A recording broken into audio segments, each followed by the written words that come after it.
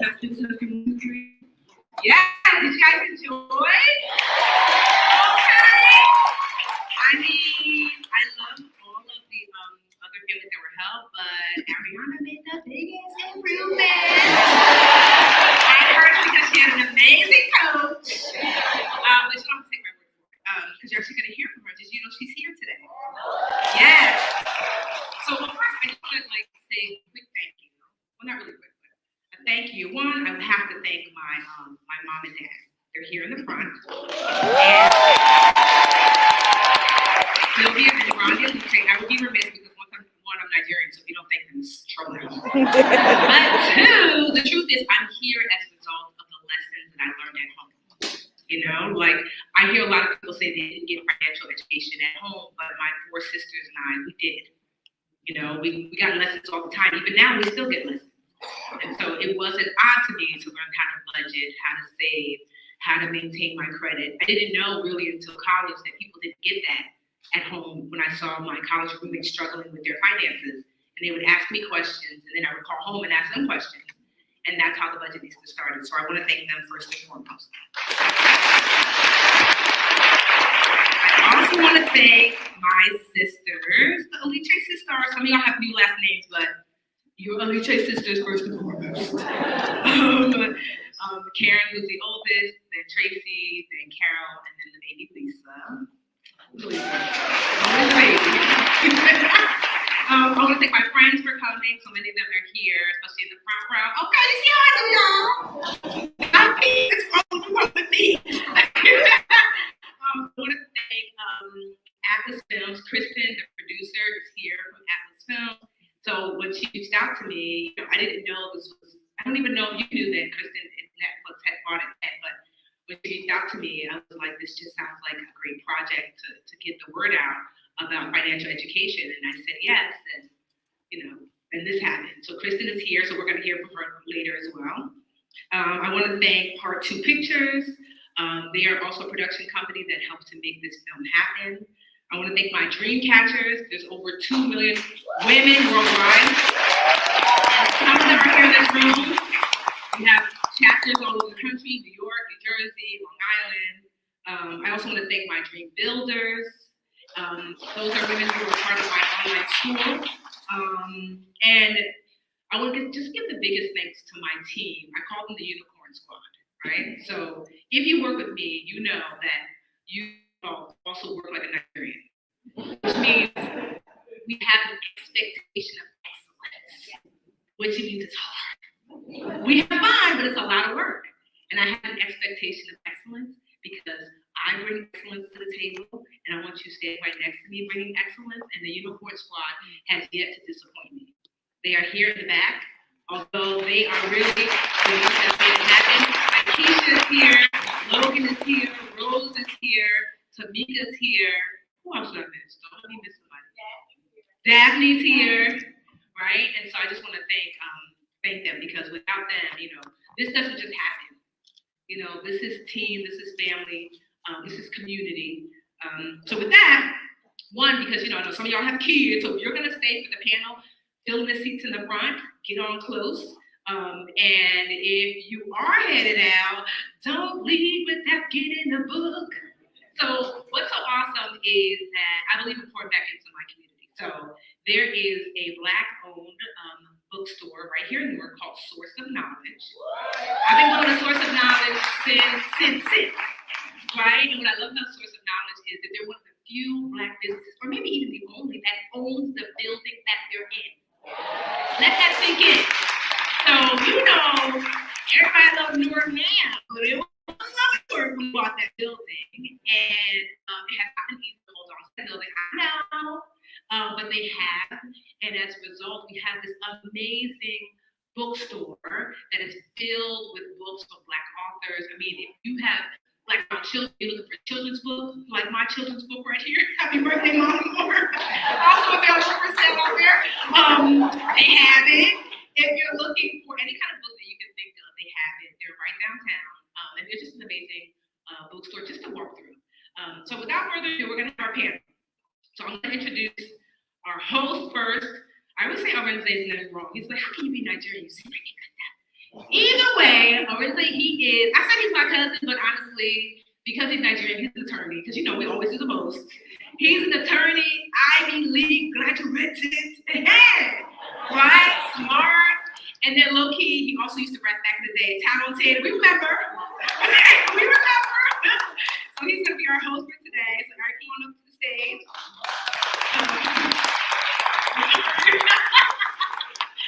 We also have Kristen Lazur. Am I saying your last name right? Yes, Kristen Lazur. So Kristen is the producer. She works at Atlas Films, and she's the one who contacted me. She's the producer of this film, and so Kristen's here to answer some questions as well. And Ariana, did you have that yet? Oh, there she is, Ariana. So yes, the star, the one, the only. We have to catch up. She's here as well. I mean, I just want to thank her so much. Ariana, to you. And I forgot to thank you because you were so open and vulnerable.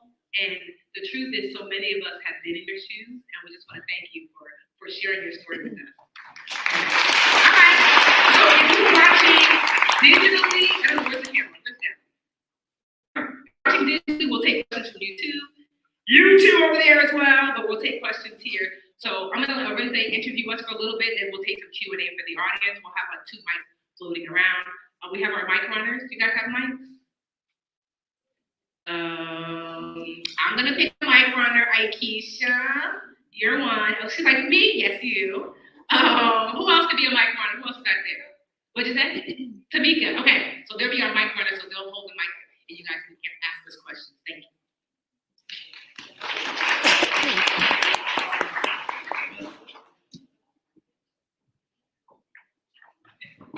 Tiffany, you were hilarious. Can we give it a round? Tiffany! She represents with the green on it. Maybe you guys think represents money, but it does represent Nigeria. So it's a pleasure. My name is Arinze Onuga, and Tiffany, it's a pleasure to host this and be a part of this. That was a wonderful, wonderful film. So I have so many questions. But I do want to start with Kristen because you're the producer behind this whole show. Please, give us the background. How did you get involved in all this? Where did the idea come from? And lay it all out because I think that'd be a great way to start off this conversation. So we did know it was Netflix when we kept you top secret information, right? So we were approached by another production company and by Netflix, and they felt like there wasn't a lot of content in the personal finance space, and they wanted us to develop something. So we developed a concept, and it was about 6 months before they finally said, okay, we like this, let's move forward. At that point, we had reached out to Tiffany and the other coaches just to sort of test interest. The idea was we wanted to find 4 coaches who weren't cheap, right? They didn't want it to feel like you're being judged, but somebody who had been there had the, I always say, we didn't want the Columbia MBAs, which my husband gets mad when I say that because it's a Columbia MBA. But we wanted just real people who had been through their own personal finance journey, and instead of preaching and judging, were just sharing their tips that were super accessible. And that's sort of how it came about. And how did you find the fabulous Tiffany? Well, she's not hard to find. She was a GMA, and her book had just come out. But to me, she was a no-brainer. I mean, the idea was, again, because we also wanted it to be really accessible. We wanted people to not be turned off, because I think the reason people are turned off from the topic in general is because they don't understand it. It feels sort of overwhelming. And when she says at the beginning of the film that she's the preschool teacher of personal finance, we were bingo, that's what we want. So that was it. It's interesting because it's such an overwhelming kind of topic for many people, right? You saw how emotional it got, but it's something that we all have to deal with every single day, right? Tiffany, have you ever had the idea of doing something like this? Is it when the idea came and was brought to you? One, is that the first time something like this ever came to you? And then 2, did you ever think about presenting it on a bigger screen like this? So, I've been approached a lot of times to do shows and films and things, but oftentimes like the underlying tone is one of like shame.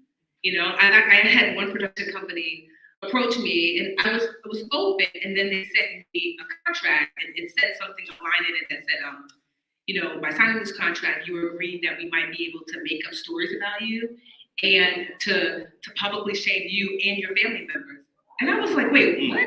So then I wrote the producer back, and I said, what is this contract? And she said, oh, I'm so sorry, it's the wrong one. This is for like the people that we're going to be helping on the show. I'm like, wait, so this is the contract? And I thought, I don't want to be a part of something like that, you know? And so I've been approached, but it wasn't the right time, it wasn't the right company. But yes, I would love, if anybody's watching, I'd love to have my own show. Yeah, I would, because I think financial education should be scary, you know? And quite honestly, to quote one of my mentees, Verna, that financial education for so long has been stale, pale, and male. And I think that there needs to be diversity, because if you see people that you can say, that can be me too. It's not lost on me that, you know, I'm a Black woman, Ariana is Dominican, right? Dominican, Kristen is a white woman, Aries is a Black male. This is what it ought to look like, everyone. You know, that we ought to be represented equally.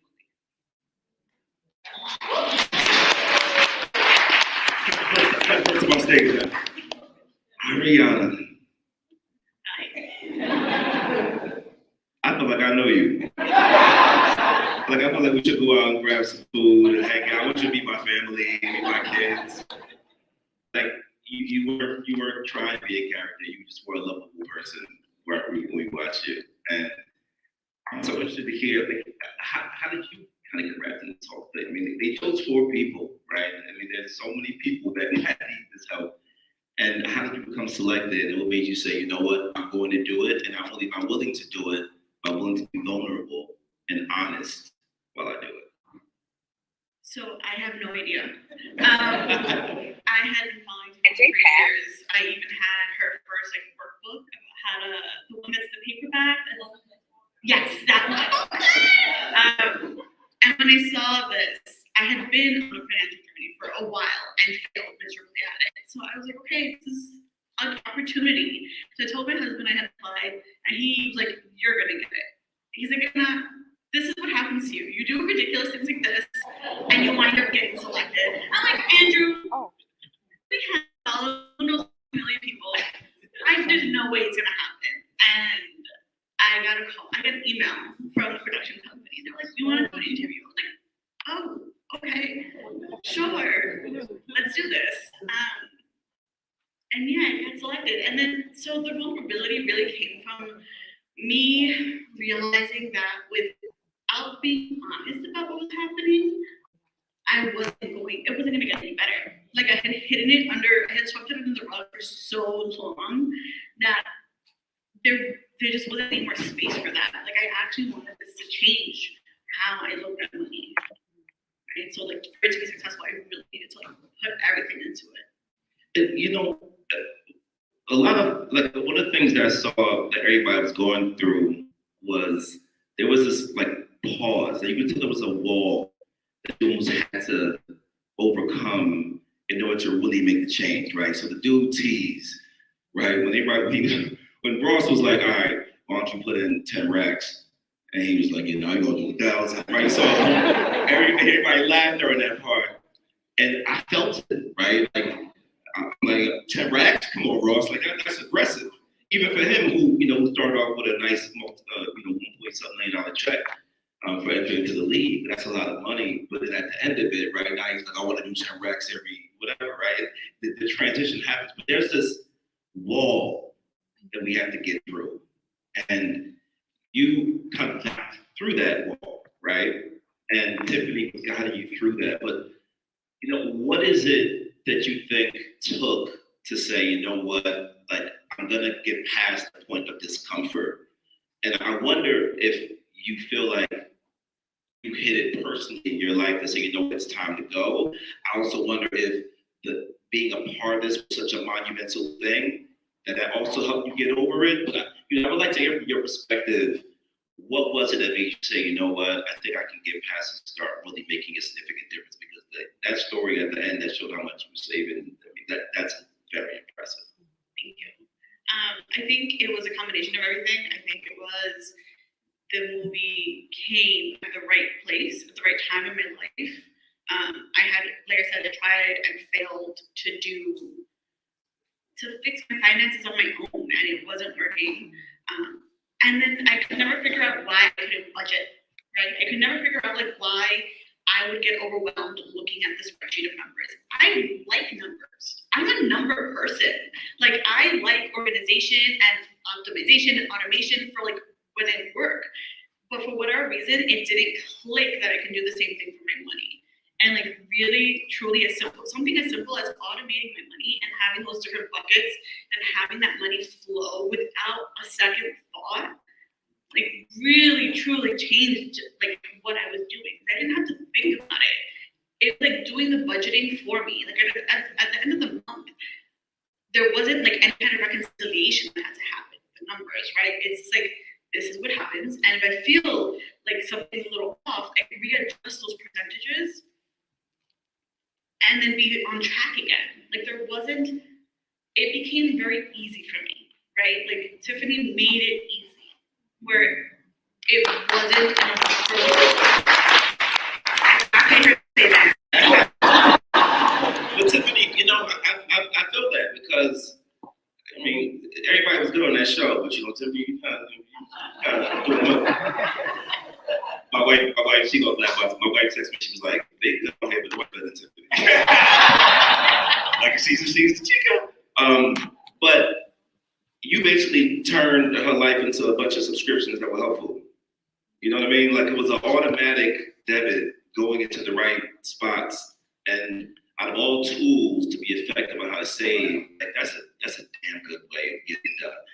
How long have you been showing folks that kind of automatic process, and would you describe it as the most effective way that you've seen over the course of however long you've been doing this business, several years now?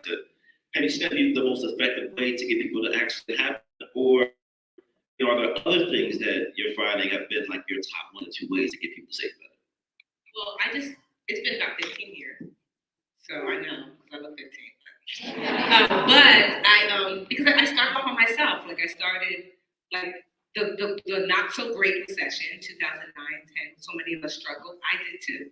I lost my job as a teacher. I was working right here in Newark. I was working for a child care center. They lost their funding, nonprofit based, and I was not expecting to lose my job because teaching typically is recession proof. But I lost my job, and by then I had bought a condo, so I couldn't afford my mortgage anymore. I was in credit card debt because I was a victim of a credit card scam. Just like a year prior, that left me $35,000 in credit card debt, and I just finished my master's, so that left me another $52,000 in debt. So I had the house at $220,000, the credit card at $35,000, master program $52,000, and then no job. And so that's why I related so much to you, Aaron, because I know what it feels like to drown and feel like I didn't think that. And I remember I was just turning 30. I was 29, turning 30, and I thought, is this what life is just going to be like moving forward? It just doesn't get better than this. How can it? I'm so far under. And the thing that I really, we didn't see it as much, but Ari and I worked on in the beginning was releasing the shame. You know, because shame shields solutions. And as long as you're carrying that shame, you're not going to be able to fix anything. Because like Ari said, she's a numbers person. But with the shame, she couldn't move past that. So we had to talk about it. I had to share my story. She had to share her story. And she realized that my story was worse than her story. She was like, oh, girl, not me. I can fix this thing, you know? And so, you know, I encourage people to find their shame-sharing partner. Mine is in the back, Linda, my best friend from Louisville. That like I told Linda all that was happening, and she was like, "That's it, girl, we all broke out here." You know? And so once I did that, then I leaned into what I already knew. I grew up learning about budgeting and saving at home, my dad and my mom. You know, we had these lessons, and I knew for a fact that automation is the new discipline. You know, because you get tired, you get weary, you forget, but when you automate things, you don't have to think about it. And so the way I set Ari up was, I call it the budget without budgeting. You know, you go to your HR department, you have them put your money into these specific bank account buckets. And so that way you don't have to worry about budgeting because your saving is being saved. Your bills are being paid from the bills account where that money is landing automatically. And then you can have your bills paid automatically from that account. The money that you spend, the cash money that you spend every month can be landing in that bucket that's attached to your debit card. So you know when you're spending. Like I was laughing when you were at Target and you had the money and you still felt bad about it because you were so used to like, wait, so I actually have this money? So it felt weird to spend money knowing that it was allocated for that, you know? And so like when you budget without budgeting, when you automate the process, then you can really focus on what we should all be focusing on when it comes to our money is to grow wealth. And not like grow wealth like we're going to be millionaires, but meaning grow wealth so you can have a comfortable life and take care of your family. But if you are stressed about paying bills, if you're stressed about paying off debt, then that's where your energy goes. You know, so if you can automate that, then you can put your energy towards starting that business, asking for a raise, negotiating more money, creating wealth enough to make sure that you and your family can be good. So it's been a number of years and I've seen it work on, you know, so many people. And so it's just always a pleasure to see it work again. There's a woman in the back, I don't know if she's still here, but she was like, I might not be able to stay to the back, but because of you, I have a BMW and a car. No, and a house, and a house. I was like, I don't know about that BMW part, but that's cute, girl. No, but honestly, I was like, you know, but that happens a lot. There's a woman right here in Newark that came up to me and she told me, you know, 2 years ago I was homeless and I'm closing on my house this year. You know, and so that's what I did. See, when people think about like saving money or having money, you always think about what you're sacrificing. You know, people want to like live their life, go to Starbucks, right? Like eat out every day if you want to, and still have a bunch of money in the bank. And I mean, some folks can do that. But when you think about, oh, I got a budget, you ask me, I have to change my whole lifestyle up. Like, I like eating out all the time. I don't even know how to cook. Like it becomes this whole burden to save. It's not. It's a say yes plan. No. Listen, I'm about to have you back on this. But what you said in the film was about also like find out the things you love, right? And once you think about like, okay, this is something I love. I'm trying to allocate money towards things that I love. And there are a bunch of likes and wants that you're not that beef for actually. Like you could have been okay with that type of gun. Like you ain't need that type of gun, right? And you might get a regular sandwiches with the sandwich and all that. But when you think about what you love and you say, I could want to go to Nigeria, for example, where I want to see the pyramids, like in person, there's no sacrifice actually. Actually, you're making room for the thing you actually love. That was so powerful. And I think that people need to resonate with that. Let's call it the budget for say yes plan. You know, like let's reframe. Your budget is not there to tell you no.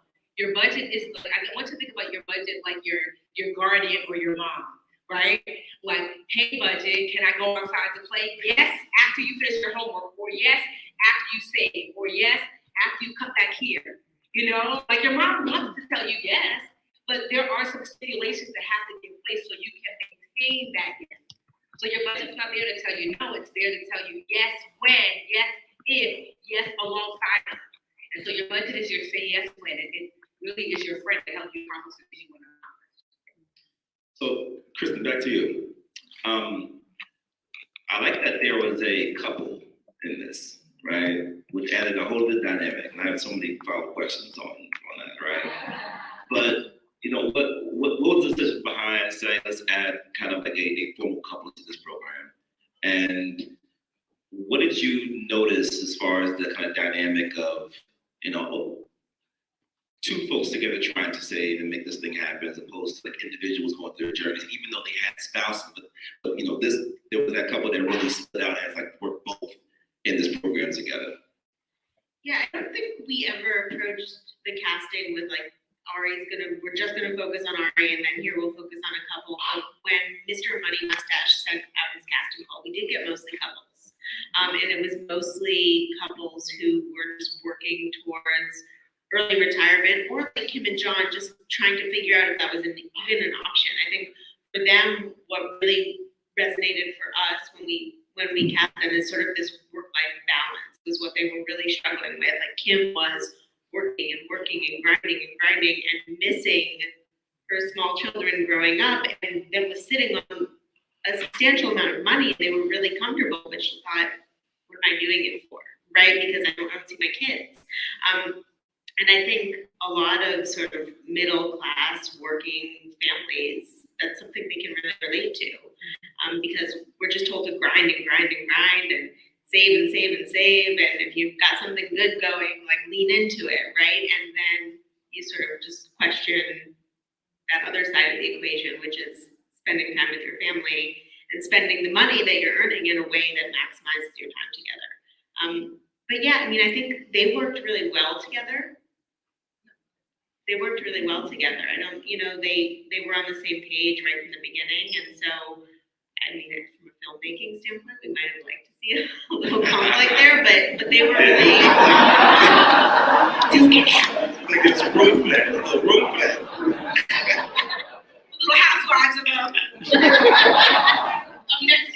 No, they were in lockstep, which was nice. I like how that one, there was a clear path forward. Like they calculated the math of how long, how much they would need in order to retire, and they realized the money they were putting to the side was not enough. Right, so that's when they started selling the house, and so it was like that clear trajectory plan. Tiffany's going to give me the wrap up, but I do want to take this moment to see if anybody in the audience has any questions for anybody up here. Yes, please. So a mic is coming to you. Mike is coming to you. Thank you. The film was tremendous. One, I've known Tiffany, and I had this really powerful conversation with her backstage at an event, and she said, the trick is to make what you used to make in a year in a month, right? And that changed my whole mindset. So it's not just about saving, it's about the earning piece too that totally blew my mind up. And then when I met her, I saw her again, and I said, I did it. She said, now you gotta do it in a day. I said, okay. In business, we're not talking about preschool teaching. In business. And I'm working on that now. But my question is, so much was talked about with debt and really not having debt or paying off debt. But I'm in a position where I'm being told to take on debt. Like, oh, you should take on these, loans or get financed and to invest in your business to grow it. So how do you balance that, not being in debt, but at the same time, I'm being told that to scale your business, you need to take on debt. So just how do you kind of balance that piece? Thank you. You're welcome, Shakira. I was like, so here's the thing. Not every business needs to go into debt in order to grow. Anybody business owners here? I see a lot of friends in here. I know they have businesses, right? So of the people who have businesses, how many took out a loan in order to, or had to take on some debt in order to grow their business? Okay, it's like less than half, right? So depending on what kind of business you have, right? So my cousin Ike is in the audience. This is Ari's brother. They had a restaurant. And so a restaurant is a physical business. And so it's highly unlikely that you're gonna be able to launch this business without taking on, debt. Did you guys take on debt, Ari, when you launched the business? We took on investors. Okay. So not quite like traditional debt, but people were investors. They got paid back. Yeah. So so sometimes you just can't do it without bringing in outside money. And then sometimes, depending on your business, if it's a service-based business and you don't have, like for me as a budgetista, my budgetista business is speaking and teaching, and so like I am the product, and so I don't necessarily have to borrow money to do my business. So it depends, and I don't know if you're still a publicist, Shakira, if that's your core business, So I have communication So it depends. I'll say this, that if you are going to take on debt, you should be very, very clear about how you're going to use that money and the return on investment. They call that ROI. So if I take on this money, how am I going to be able to make that money back plus some? If you don't have a clear plan for that, and you're just taking on debt for debt's sake, and that's just not a good idea. So I'm not anti taking on debt, but it's not the first thing I go to. I always ask myself, is there something I can do You know, like I like to go to the bank and Tiffany first. Like, hey Tiff, we can use a little loan. I'm like, what does that look like? In the beginning, it looked like me babysitting and tutoring and making extra money on the side and then loaning it to myself. And so I've got several businesses now, and none of them have taken on debt for. I'm not opposed to it if it makes sense, but it's not my first course of action. But you've been in business for a number of years now, so maybe you're at a space now where that makes sense. Questions? Another question? Let's go over here. Hello. Do you need me to stand up? Oh. My question is for Ariana, right? How did you address your emotional connection to your money? Because you had mentioned something about that early in the film, so I wanted to know how you addressed that in order to make the strides that you did. That is a good question. Very slowly, like facing it every day. Like the work with Tiffany definitely helped. The fact that she had very clear ways to communicate what I was feeling. That post-traumatic growth syndrome thing is real. That wasn't a movie line. It's very real. Like talking about my shame, like being vulnerable and finally getting it all out there. Like, yes, very strangely, it was all on the documentary, but like just having it all out there was like that first step.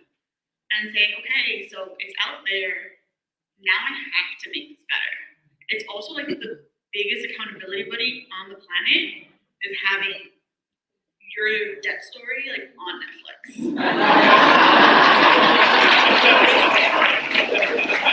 People are gonna see you at Target and be like, oh wow! Are you sure that you need that service?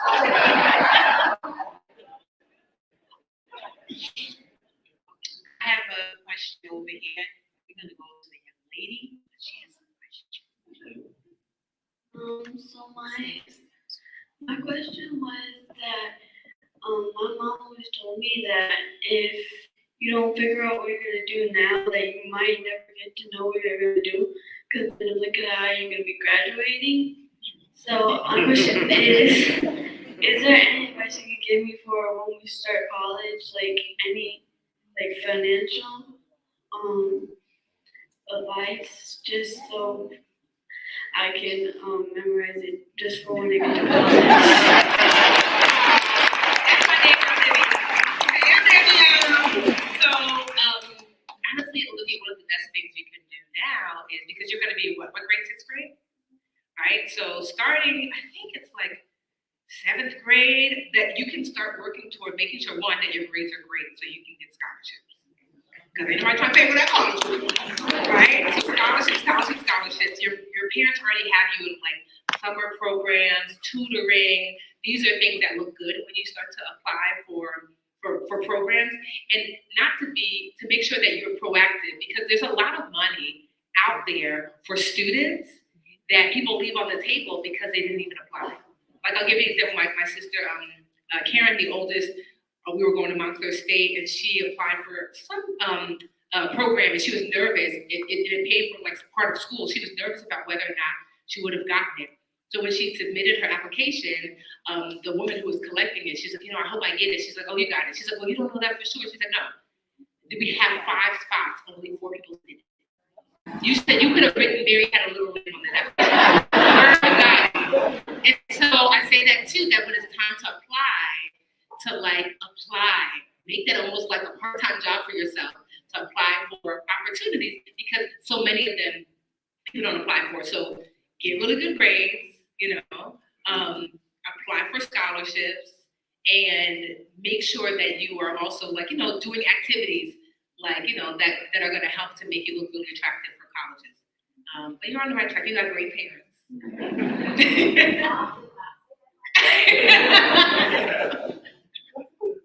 Questions. I have a question from Instagram for Teach Me T. The question is, what's a great step if your job doesn't offer breaking up your pay? Okay, that's actually really a great question. So if your job, with Ariana, I had her split it before she gets it, right? So if your job doesn't break up your pay, Teach Me T, you can do it yourself. So your job can have that money land in that one checking account as a attached to your debit card. I like to call that your deposit account. And then you can have the deposit account split the money for you. Like you can literally say, you get paid on the 1st and the 15th, like on the 30th or the 2nd and the 16th, you can automate that your money is split from that account for you.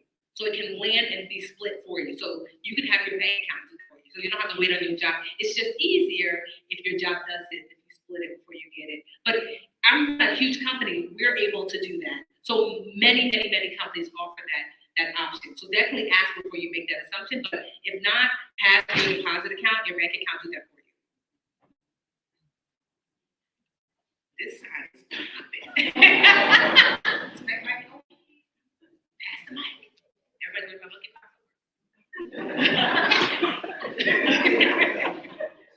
First of all, I just want to say, Tiffany, the way that God's light is shining in you, through you, and around you, can we just...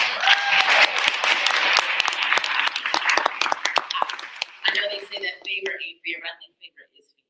And so I just want to honor you right now, and to Ariana, to everyone a part of this project. This has just been so beautiful just to witness. But knowing you and seeing you shine this way is just humbling. How fitting that the young person asked the question, because my questions always going to be about our young people. My question is, how do we kind of transition this conversation in this space from financial literacy to financial liberty? I say that because often with the Black, brown, and low income spaces, the language is always, we need to make people more financially literate. But when you are from our communities, we know how to be financially literate, right? We can make a dollar stretch real long as we need to, right? So how do we shift the conversation from being a deficit-based one to an asset-based one? I appreciated the multidimensionality of this film, and that it wasn't just about savings, it's also about your mindset with your money. It was about tackling shame, it was about investing, etc. And so when it comes to young people and how we shift the discourse from financial literacy to financial liberty, and starting young and early with our folks, that's why we give homage to our Assemblywoman who's doing work at the policy level with you. What more can we do as a community to shift that conversation and start it early from literacy to liberty? This is great, Dorian. And I understand that, like, obviously, couldn't share everything, but Ariana and I talked about, once you kind of like automate that stuff, I want you to focus really on earning. And so she had another job. And so one of the things that I think that we should be shifting in our community is that we should talk. I wish someone told me that I can start a business. You know what I mean? Like, I'm not gonna lie, the pay's really good over here. You know, and that you can take your skill set and you can apply it to something for yourself. Now, are you gonna work harder than if you work for someone else? Absolutely. Don't let people fool you with the ad like, made $1 million while laying on the beach. I'm like, with their laptop, I assure you. You know? And so that one, that we can start a business, right? But also two, so like I have a podcast called Brown Ambition right? So my podcast partner, Mandy's in the front, hey Mandy. So one of the things that Mandy, so she's a career coach, and one of the things that Mandy coaches on is negotiating, right? And so I don't think that, like, I didn't know when I first started my first job that the number they gave you is not the number you have to accept. So I remember distinctly, I was going to be a preschool teacher in Plainfield, New Jersey. The lady showed me this chart, and she was like, this is you, 0 experience. I was like, yes, that's me. This is you with your bachelor's. I said, okay. She said, you see that number there? $35,000. I said, well, that's what the paper says. The paper says $35,000. So I said, woo, I'll take my $35,000. I guess I'll never move out. I live here now forever, mommy and daddy. And then my dad, he was the CEO of a nonprofit based here in Newark called Newark Tenants Council. Some of your OGs remember Newark Tenants Council. And so it's actually the oldest grassroots organization in the nation. It no longer exists, but he was the CEO there, and they had child care centers here in Newark. And he said, if you really want to be a teacher, we have child care centers here, and we can pay you $39,000. I was like, I'm not great at math, but 39 is more than 35. So I went back to the Plainfield school, and I said, hey, thanks for the offer, but I'm actually going to take this other offer. And the lady was like, no, because I wanted my son to be in your classroom. You seem like you're going to be such a great teacher. And I was like, oh, well, I mean, they're paying me 39. She's like, well, we could do maybe like 38. I was like, wait. The paper. The paper said, and it was like the first time I realized, wait a minute. They can pay you more than what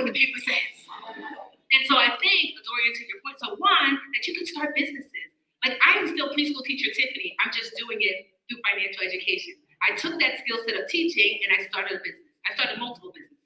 But also, too, if you decide to start a business, which is fine, you can make more money where you are.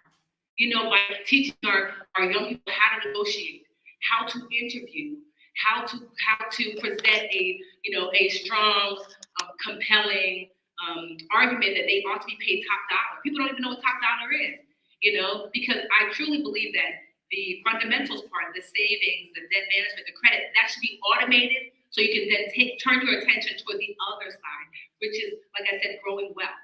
When I say growing wealth, it's not just I want you to make $1 million, meaning making enough money to sustain yourself and your family and to enjoy life, And so that's what I say, that we should be teaching our young people that as well.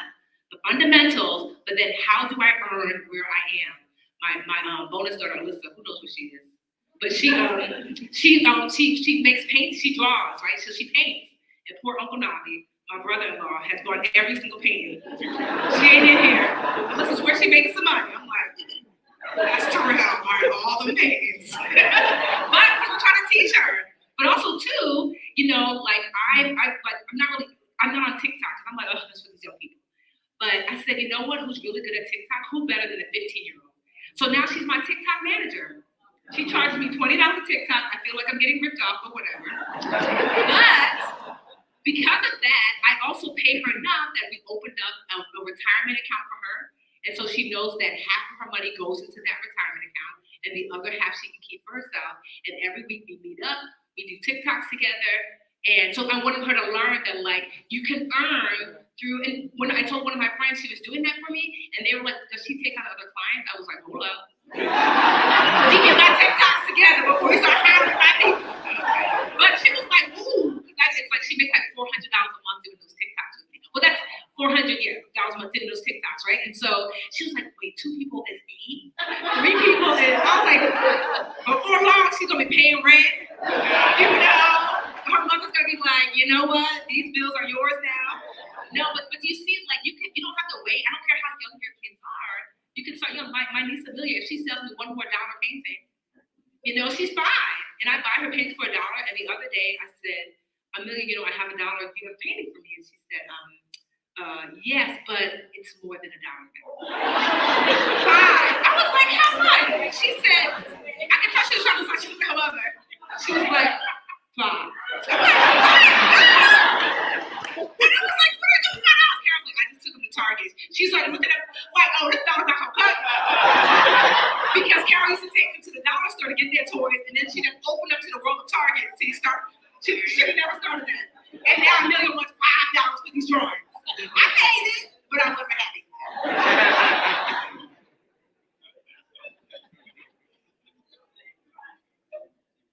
Good evening, Tiffany, and on behalf of Superintendent Leon, who was Yes, here earlier, yes, I have a great announcement, and I'm glad that Dorian is here because I'm sure she'll be supportive of this. But we have agreed to purchase 2,500 books for our seniors in the city of New York. And we will also buy 2,500 more books, not only because it is really important for our reciprocal strategic plan to keep it within our community, to grow our own, but it is critically important for our students to definitely learn the value and to understand not only that this is a possibility, this is the reality that has been hidden in so many ways, but it is also the responsibility of everyone, not only in this room, but in our community and to our leadership to make sure that we coach our children accordingly. So, No, thank you so much. And I have to say that with my 8-year-old brain, thank you so much to, honestly, the Board of Education here in New York has just been so supportive. And so we really just thank them because for our seniors to have that, but then they invest in me. I started my business here in Newark. I still live here in Newark. I told y'all before, I was born right down the street. And so to invest in me is to invest in all of us. So thank you so much, Maria.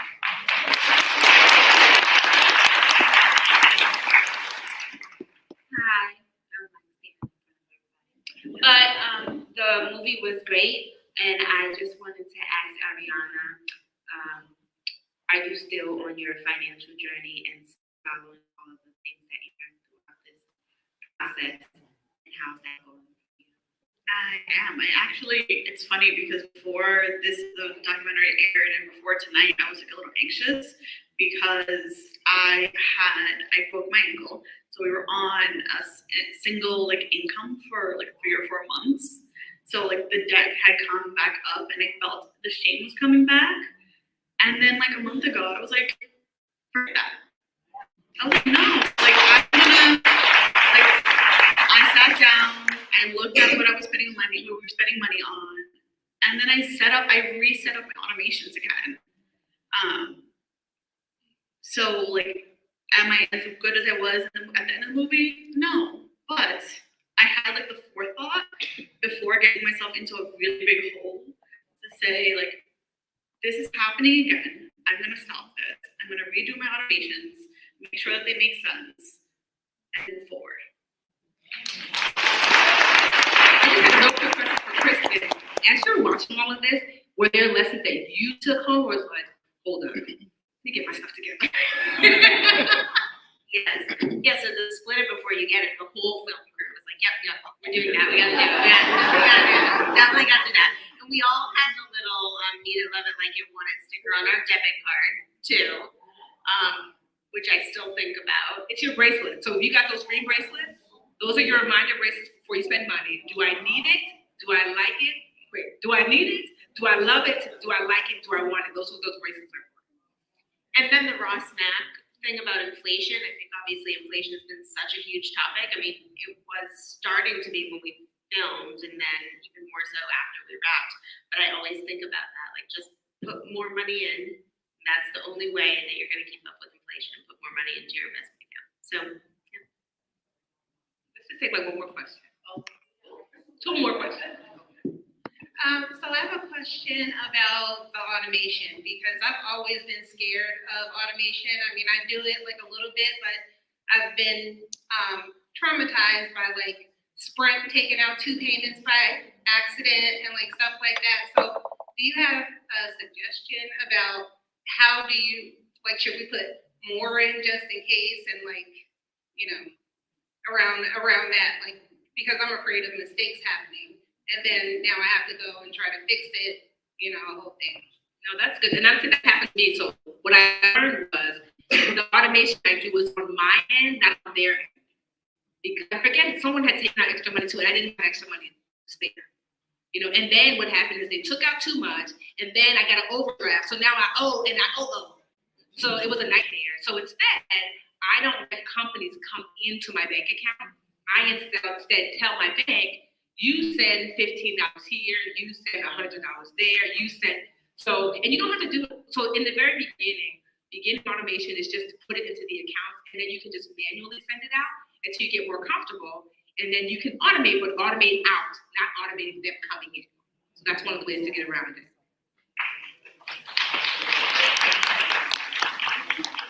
Good evening.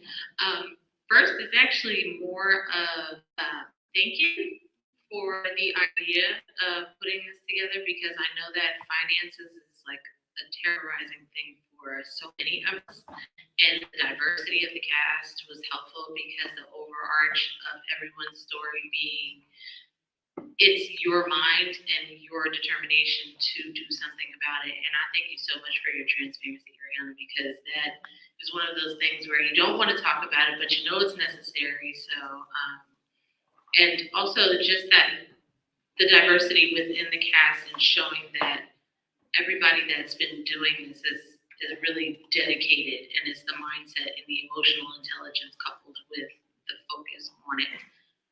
Just hopefully that I see more and participating in it too, because if this is a recession that's coming upon us, then it kind of looks like a repeat and the pivot of that's been the popular word for us, starting businesses and whatnot. So I see that as being like totally integral to all of this. Kristen, so is there round 2? Kristen, is there round 2? So we got another movie coming? We have enough content to make a sequel. Yeah, what's up? Everyone, after you make the film, everyone's always like, well, what about that scene? What about that scene? We just have one more question over here. Hey everybody, thank you so much for putting this together and for producing this film. Kristen, I wonder if you have an idea to do this, but about small businesses. Because that would be equally as brilliant, right? So, we can talk later. I'm a financial journalist in the area. I've had the pleasure of interviewing 3 people, 3 of the 4 in the movie. And Tiff, I wonder from you, and maybe even a little bit from Ariana, a lot of times people have, similarly to post-traumatic, broke syndrome, a lot of times people have the guilt of actually having, right? So how do you coach people around that? It's hard because I still sometimes feel guilty about doing well, you know, because I don't know, and I'm not really sure why, you know, I have sometimes guilt about doing well because it's not like I don't work hard, but I guess it's also because I know a lot of people who work hard. You know what I mean? Because people would like to pretend as if like, well, if you worked hard, it would be working. I'm like, yeah, that's nice to say, but honestly, I look in the mirror and I know there's a lot of things that don't make it easy for you, whether you work hard or not. You know, there are things stacked against you. You know, there just are. You know, and so how I coach through it is like one, I think about that the abundance is not just about me. So that's what helps me a lot. I think about how I can use it to help my family. You know, so I started there, the immediate family, right? So like I paid off my parents' house. And that's not money I would have ever spent on myself. But when it came to paying off debt, it was like my dream. I think felt like every kid's dream one day to be like, I retire you, you know? And to be able to do that, I was like, so that cracked open the door. And then looking after family beyond that. And then asking myself, well, how are my neighbors doing? And then looking at the community at large. And so one of the ways that I've overcome some of that, like, I don't want to say it's shame, but guilt, is to understand that the abundance and the wealth is not just for me, it's supposed to move through me as well, you know? And so how dare I not receive that, you know? Because oh my God, oh, that's cute, that you only want this, and just take that and the rest of the way. It's about you, you know? And so I'm able to pay my unicorn squad really well, right? Like, I can't tell you how many people making 6 figures all the time, you know? And so, and the women look like me. And so, like, you know, so that's what helps to push me forward, is to remind myself that, one, that, you know, that abundance is not just about you, that blessings are you're supposed to enjoy some and then share the rest. And there will not be any rest to share if I don't allow it to come to me, because everyone is not going to be in this position, you know? And then, so knowing that there's great responsibility that comes with it. And then, so that's what, I mean, I'm not gonna lie, I still feel guilty sometimes, but that's what keeps me going.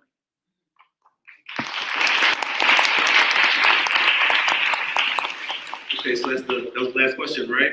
Do we have time for it? We can keep going all night, right? But I mean, I just want to say, Kristen, thank you for putting together this incredible movie. This is let's show some love to our main character, being so honest and so real, and you know, watching you was very inspirational, incredibly. You have no idea how many lives you're gonna touch. Thank you. And I gotta shout my sis Tiffany.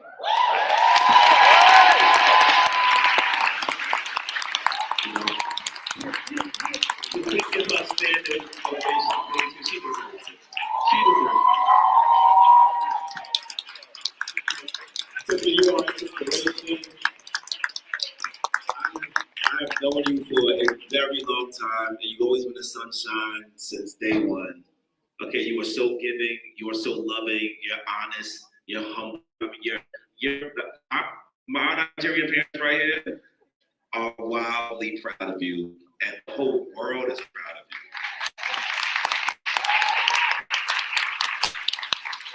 Sometimes in life, you know, people are born and you see something in them, and, you know, they don't get a chance to reach their destiny for one reason or another. But when you see that person that actually is living in that destiny, it is a blessing to watch. And I feel like, Tiffany, you are the person that has been able to grasp onto the thing that's making that difference for you and for everybody else. And you are just basking in it with such class and charm and wit and humor, you deserve all of the abundance that is making its way towards you. So all we hope is that you keep being as fly and as funny as you are. We love you, Tiffany, the Budgetista. You deserve everything you get right now. I'm gonna take some pictures if you guys still want to take. I know some people have to wait in line. So there are a few people that had numbers. Y'all remember your numbers? So those are gonna be the first people online. Also, the bistro is open if you wanna go downstairs and get drinks and food. If you are a New York dream catcher, and if you don't have to rush out, just stand by. We're gonna take a group picture with Tiffany. If you are a New Jersey dream catcher, we are going to take a group picture with Tiffany. And also, if you are a mentee and a Patreon, that Tiffany is your mentee, stand by. We're gonna get a picture with Tiffany so we can post it in our mentee group page. Okay, thank you.